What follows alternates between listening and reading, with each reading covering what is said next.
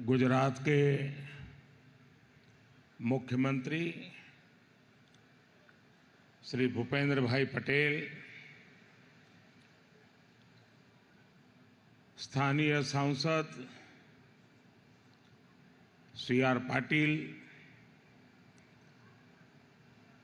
केंद्रीय मंत्रिपरिषद के मेरे साथी, देश की डायमंड इंडस्ट्री के जाने माने सभी चेहरे, अन्य महानुभाव, देवी और सज्जनों, नमस्कार।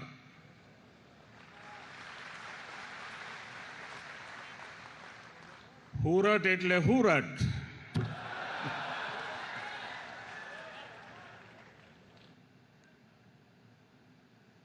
सूरत पासे इतिहासનો અનુભવ,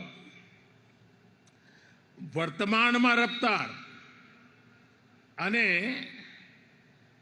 ભવિષ્યની દૂરંદેશી, એનું નામ સુરત. અને અમારું સુરત એવું કે કામમાં લોચો મારે નહીં અને ખાવામાં લોચો છોડે નહીં.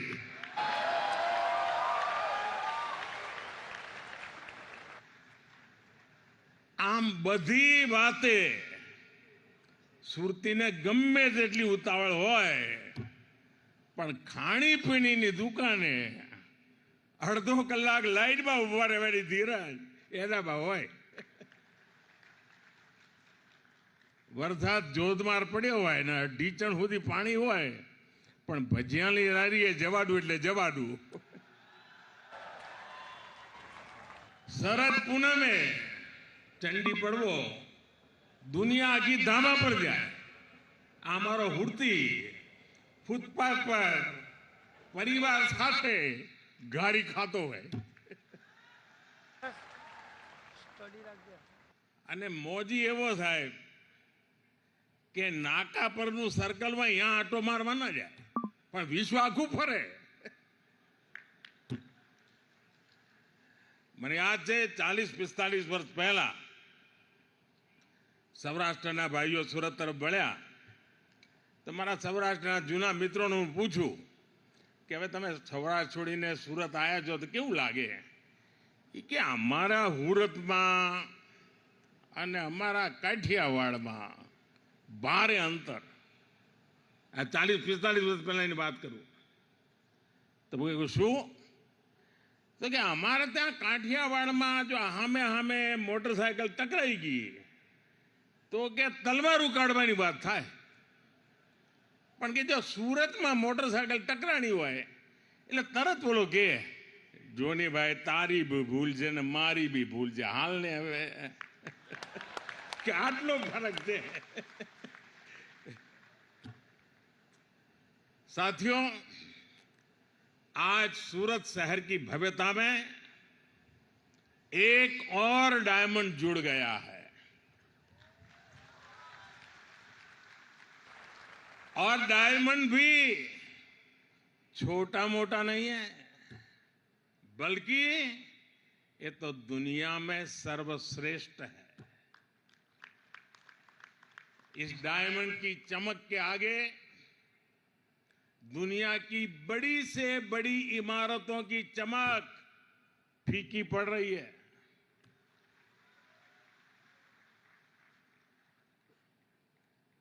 और अभी वल्लभ भाई, लालजी भाई पूरी नम्रता के साथ अपनी बात बता रहे थे.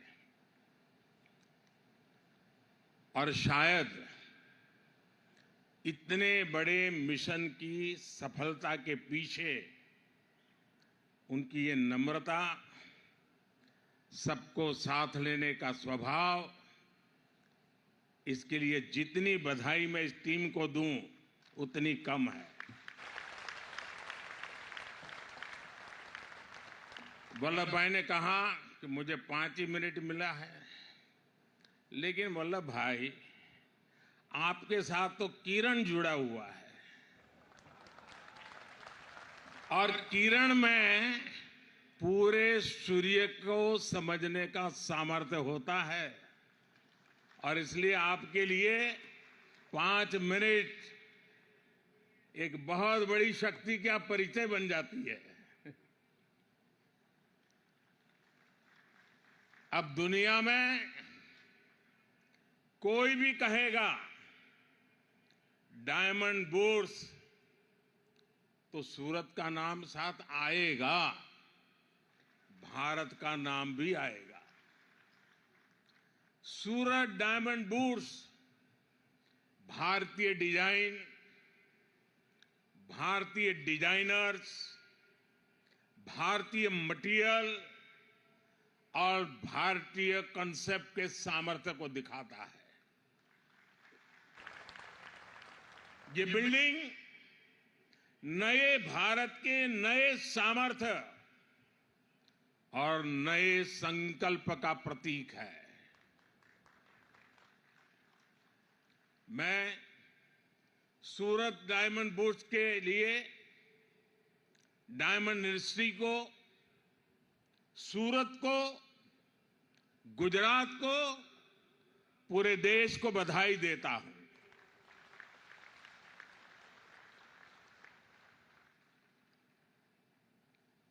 मुझे कुछ हिस्सा देखने का अवसर मिला, क्योंकि मैं नहीं चाहता था कि आप लोगों को ज्यादा इंतजार करना पड़े। लेकिन मैंने कहा इनको, पुराने दोस्त हैं तो कुछ न कुछ बताता रहता हूं। मैंने कहा कि आप जो एनवायरनमेंट की दुनिया के वकील है, ग्रीन बिल्डिंग क्या होता है जरा बुला करके दिखाइए। दूसरा मैंने कहा पूरे देश से आर्किटेक्चर और स्ट्रक्चरल इंजीनियर के जो स्टूडेंट्स हैं उनको कहिए कि आप आइए और स्टडी कीजिए कि बिल्डिंग की रचना आधुनिक रूप में कैसे होती है। और मैंने ये भी कहा कि लैंडस्केपिंग कैसे हो, पंच तत्व की कल्पना क्या होती है, उसको देखने के लिए भी लैंडस्केप की दुनिया में जो काम करते हैं उनको भी बुलाइए। साथियों, आज सूरत के लोगों को, यहां के व्यापारियों, कारोबारियों को 2 और उपहार मिल रहे हैं। आज ही सूरत एयरपोर्ट के नए टर्मिनल का लोकार्पण हुआ है और दूसरा बड़ा काम यह हुआ है कि अब सूरत एयरपोर्ट को इंटरनेशनल एयरपोर्ट का दर्जा मिल गया है। सूरतियों की बरसों पुरानी मांग आज पूरी हुई है।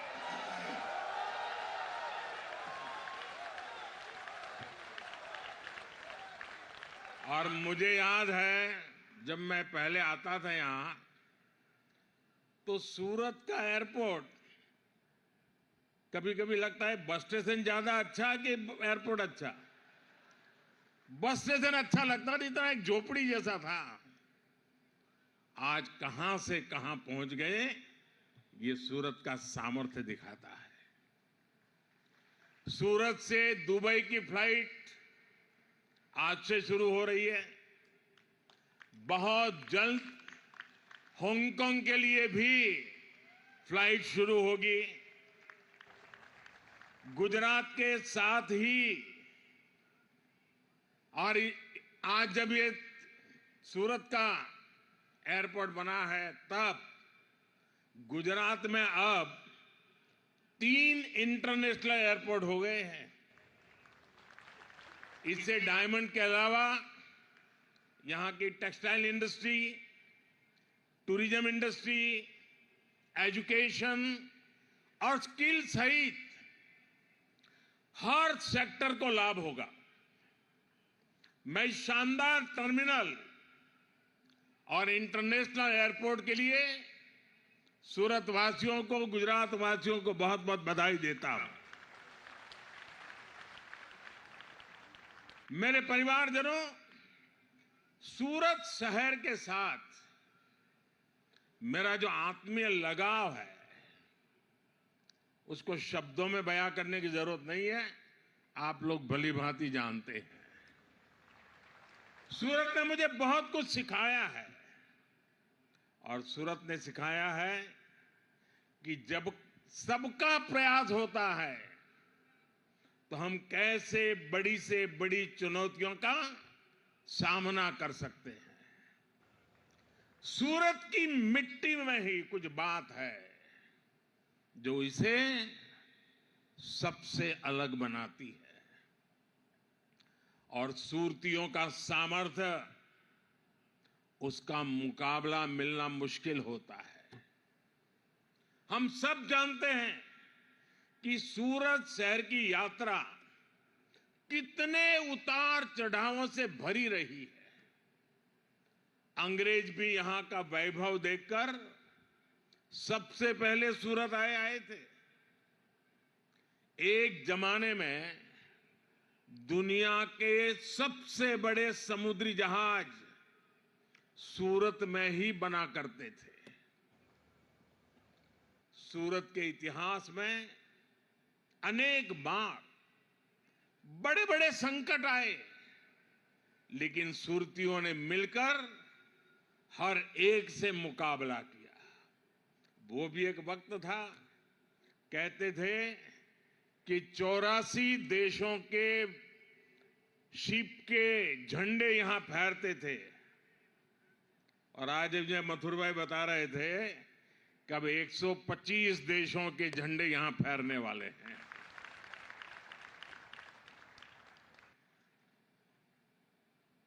कभी गंभीर बीमारियों में सूरत फंस गया, कभी तापी में बाढ़ आई। मैंने तो वो दौर निकट से देखा है जब भांति भांति की निराशा फैलाई गई, सूरत की स्पिरिट को चुनौती दी गई। लेकिन मुझे पूरा भरोसा था कि सूरत संकट से तो उभरेगा ही, नए सामर्थ्य के साथ दुनिया में अपना स्थान भी बनाएगा। और आज देखिए, आज ये शहर दुनिया के सबसे तेजी से आगे बढ़ते टॉप 10 शहरों में है। सूरत का स्ट्रीट फूड, सूरत में स्वच्छता, सूरत में स्किल डेवलपमेंट का काम, सब कुछ शानदार होता रहा है। कभी सूरत की पहचान सन सिटी की थी। यहां के लोगों ने अपने परिश्रम में पूरी ताकत से मेहनत की पराकाष्ठा करके इसको डायमंड सिटी बनाया, सिल्क सिटी बनाया। आप सभी ने और मेहनत की और सूरत ब्रिज सिटी बना। आज लाखों लाख युवाओं के लिए सूरत ड्रीम सिटी है। और अब सूरत आईटी के क्षेत्र में भी आगे बढ़ रहा है। ऐसे आधुनिक होते सूरत को डायमंड बुर्स के तौर पर इतनी बड़ी बिल्डिंग मिलना अपने आप में ऐतिहासिक है। साथियों, आजकल आप सभी मोदी की गारंटी की चर्चा खूब सुनते होंगे। हाल के दिनों में जो चुनाव नतीजे आए, उसके बाद ये चर्चा और बढ़ गई है। लेकिन सूरत के लोग तो मोदी की गारंटी को बहुत पहले से जानते हैं। यहां के परिश्रमी लोगों ने मोदी की गारंटी को सच्चाई में बदलते देखा है और इसी गारंटी का उदाहरण ये सूरत डायमंड बुर्स भी है। मुझे याद है बरसों पहले आप सभी साथी किस तरह मुझे अपनी समस्याएं बताते थे। यहां तो डायमंड के कारोबार से जुड़े कारीगरों, छोटे बड़े व्यापारियों से जुड़ी लाखों लोगों की पूरी कम्युनिटी है। लेकिन उनकी बड़ी परेशानी ये थी कि छोटी छोटी बातों के लिए उन्हें दूर दूर तक जाना पड़ता था। रॉ डायमंड को देखने और खरीदने के लिए अगर विदेश जाना है तो उसमें भी अड़चनें आती थी। सप्लाई और वैल्यू चेन से जुड़ी समस्याएं पूरे कारोबार को प्रभावित करती थी। डायमंड इंडस्ट्री से जुड़े साथी बार बार मुझसे इन समस्याओं के समाधान की मांग करते थे। इसी माहौल में 2014 में दिल्ली में वर्ल्ड डायमंड कॉन्फ्रेंस हुई थी और तभी मैंने डायमंड सेक्टर के लिए स्पेशल नोटिफाइड जोन स्थापित करने की घोषणा की थी। इसी ने सूरत डायमंड बुर्स के सपने को साकार करने का रास्ता बनाया। हमने कानून में संशोधन भी किए। अब आज सूरत डायमंड बुर्स के रूप में इंटरनेशनल ट्रेड का एक बहुत बड़ा सेंटर यहां बनकर तैयार है। रॉ डायमंड हो, पॉलिश डायमंड हो, लैब ग्रोन डायमंड हो या फिर बनी बनाई ज्वेलरी, आज हर प्रकार का व्यापार एक ही छत के नीचे संभव हो गया है। कामगार हो, कारीगर हो, व्यापारी हो, सबके लिए Surat diamond Bourse one stop centre है। यहां इंटरनेशनल बैंकिंग और सुरक्षित वॉल्ट्स की सुविधा है। यहां रिटेल ज्वेलरी बिजनेस के लिए ज्वेलरी मॉल है। सूरत की डायमंड इंडस्ट्री पहले से ही 8 लाख से अधिक लोगों को रोजगार दे रही है। अब सूरत डायमंड बुर्स से भी 1.5 लाख साथियों को रोजगार मिलने वाला है नए। मैं डायमंड के व्यापार कारोबार से जुड़े आप सभी साथियों की प्रशंसा करूंगा जिन्होंने इस इंडस्ट्री को नई ऊंचाई देने के लिए दिन रात एक किया है। साथियों, सूरत ने गुजरात को, देश को बहुत कुछ दिया है, लेकिन सूरत में इससे भी कहीं अधिक सामर्थ्य है। मेरे हिसाब से तो ये शुरुआत है, हमें और आगे बढ़ना है। आप सभी जानते हैं कि बीते 10 वर्षों में भारत 10वें नंबर की आर्थिक ताकत से ऊपर उठकर दुनिया में 5वें नंबर की आर्थिक शक्ति के रूप में उभरा है। और अब मोदी ने देश को गारंटी दी है कि अपनी तीसरी पारी में भारत दुनिया की टॉप 3 इकोनॉमी में जरूर शामिल होगा।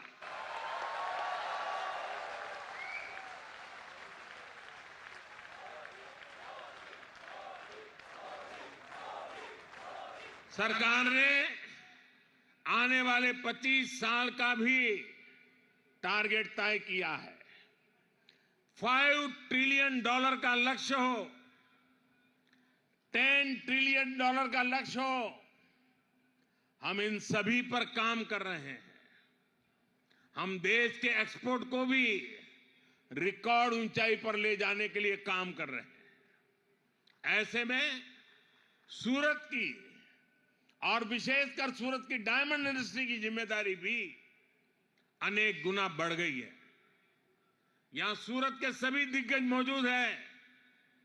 सूरत शहर को भी ये टारगेट तय करना चाहिए कि देश के बढ़ते हुए एक्सपोर्ट में सूरत शहर की भागीदारी और कैसे बढ़े। ये डायमंड सेक्टर के लिए, जेम्स और ज्वेलरी सेक्टर के लिए चुनौती भी है, अवसर भी है। अभी डायमंड ज्वेलरी के एक्सपोर्ट में भारत बहुत आगे है। सिल्वर कट डायमंड और लैब ग्रोन डायमंड में भी हम अग्रणी हैं। लेकिन अगर पूरे जेम ज्वेलरी सेक्टर की बात करें तो दुनिया के टोटल एक्सपोर्ट में भारत का शेयर सिर्फ 3.5% है। तो बहुत ही जल्द जेम्स ज्वेलरी एक्सपोर्ट में डबल डिजिट में आ सकते हैं। और मैं आपको गारंटी देता हूं, आपके हर प्रयास में सरकार आपके साथ खड़ी है। हमने तो पहले से ही इस सेक्टर को एक्सपोर्ट प्रमोशन के लिए फोकस एरिया के रूप में चुना है। पेटेंटेड डिजाइन को प्रोत्साहन देना हो, एक्सपोर्ट प्रोडक्ट्स को डाइवर्सिफाई करना हो, दूसरे देशों के साथ मिलकर बेहतर तकनीक की खोज करना हो, लैब ग्रोन या ग्रीन डायमंड को बढ़ावा देना हो, ऐसे अनेक प्रयास केंद्र सरकार कर रही है। ग्रीन डायमंड को प्रोत्साहन देने के लिए सरकार ने बजट में भी विशेष प्रावधान किए हैं। आपको इन सारे प्रयासों का ज्यादा से ज्यादा फायदा उठाना है। आज अंतर्राष्ट्रीय स्तर पर जो माहौल आप भी अनुभव करते होंगे, आप दुनिया भर में जाते हैं, दुनिया के अनेक देश के लोग यहां बैठे हैं। आज विश्व का माहौल भारत के पक्ष में है। आज पूरी दुनिया में भारत की साख बुलंदी पर है। दुनिया भर में भारत की चर्चा हो रही है। मेड इन इंडिया अब एक सशक्त ब्रांड बन चुका है। इसका बहुत बड़ा लाभ आपके बिजनेस को मिलना तय है, आभूषण उद्योग को मिलना तय है।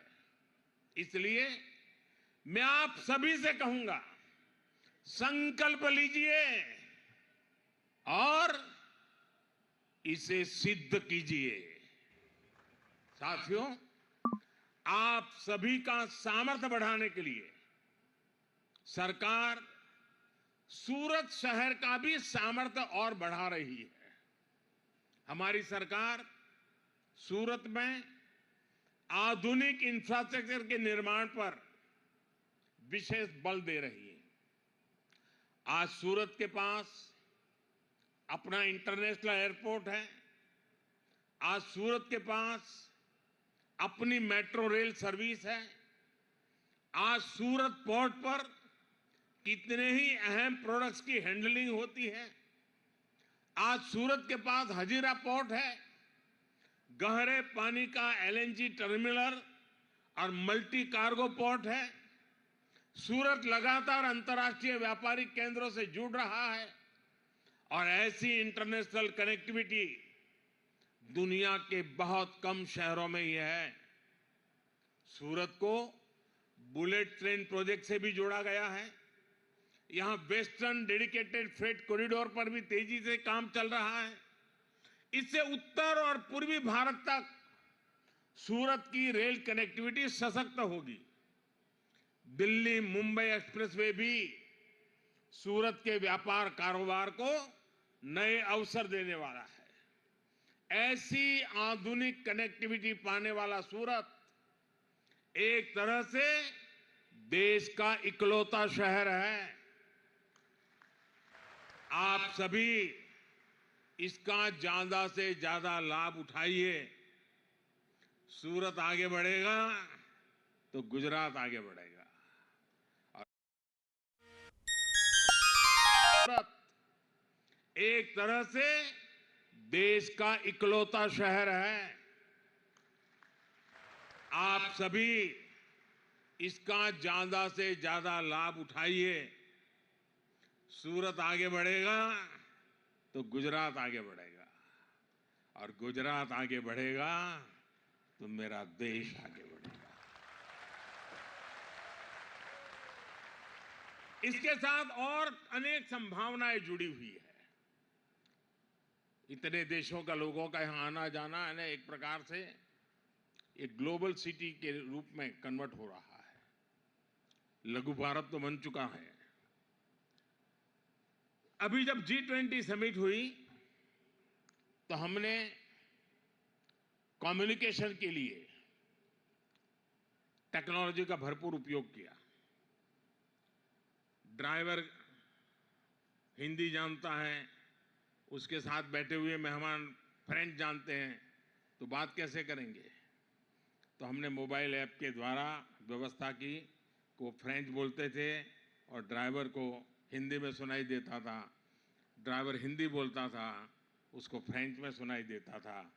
मैं चाहूँगा कि हमारे इस डायमंड बुर्स में विश्व भर के लोग आने वाले हैं। लैंग्वेज की दृष्टि से कम्युनिकेशन के लिए आपको जो मदद चाहिए, भारत सरकार जरूर आपको मदद करेगी। और एक मोबाइल फोन, मोबाइल ऐप के द्वारा, भाषिणी ऐप के द्वारा इस काम से हम सरल करेंगे। मैं मुख्यमंत्री जी से भी सुझाव दूंगा कि यहां जो नर्मद यूनिवर्सिटी है, वे भिन्न भिन्न भाषाओं में इंटरप्रेटर तैयार करने के लिए कोर्सेज शुरू करें और यहाँ के बच्चों को ही दुनिया की अनेक भाषाओं में इंटरप्रिटेशन आए, ताकि जो व्यापारी आएंगे तो इंटरप्रेटर का बहुत बड़ा काम हमारी युवा पीढ़ी को मिल सकता है। और ग्लोबल हब बनाने की जो जरूरतें होती है, उसमें कम्युनिकेशन एक बहुत बड़ी आवश्यकता होती है। आज टेक्नोलॉजी बहुत मदद कर रही है, लेकिन साथ साथ ये भी आवश्यक है। मैं विश्वास करता हूं कि बहुत ही जल्द सूरत में नर्मद यूनिवर्सिटी के द्वारा या और कोई और यूनिवर्सिटी के द्वारा लैंग्वेज इंटरप्रेटर के रूप में भी हम कोर्सेज आरंभ कर सकते हैं।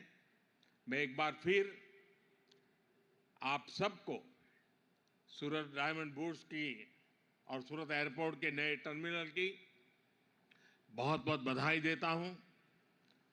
अगले महीने वाइब्रेंट गुजरात समिट भी होने जा रहा है। मैं इसके लिए भी गुजरात को अग्रिम शुभकामनाएं देता हूं और गुजरात का ये प्रयास देश को भी काम आ रहा है और इसलिए मैं गुजरात को विशेष रूप से बधाई देता हूं। आप सब इतनी बड़ी तादाद में विकास के इस उत्सव को आज मनाने के लिए इकट्ठे हुए हैं। देखिए कितना बड़ा परिवर्तन आ गया। देश का हर व्यक्ति विकास के प्रति प्रतिबद्ध होता जा रहा है। ये भारत के लिए आगे बढ़ने के सबसे बड़े शुभ संकेत है। मैं फिर एक बार वल्लभ भाई और उनकी पूरी टीम को हृदय से बहुत बहुत बधाई देता हूं। और मुझे पता है अगर बीच में कोविड की समस्या ना आई होती तो शायद ये काम हम और जल्दी पूरा कर देते, लेकिन कोविड के कारण कुछ कामों में रुकावट रही थी। लेकिन आज ये सपना पूरा देख करके मुझे बड़ा आनंद हो रहा है। मेरी तरफ से बहुत बहुत बधाई, धन्यवाद।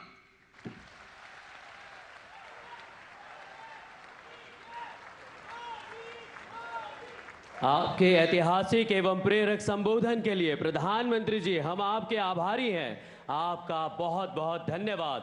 तालियों की गूंज के साथ हम सभी उनका अभिवादन करें। बोलो भारत माता की। वंदे वंदे